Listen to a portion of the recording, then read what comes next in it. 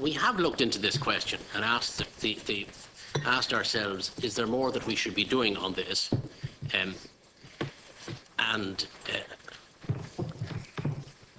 I think the reason that we haven't done this is that it is an undirected search into a body of tapes.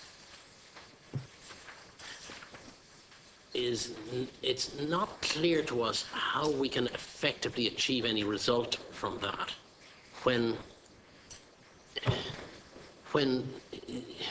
there's it's basically a problem of a giant haystack, and we haven't solved that haystack problem. If there was a way to imagine how to do this and get some value out of it, we would do it, and we will do it. But so far we haven't come up with it. Can I suggest to you that the central bank go down to any high street shop and buy a tape recorder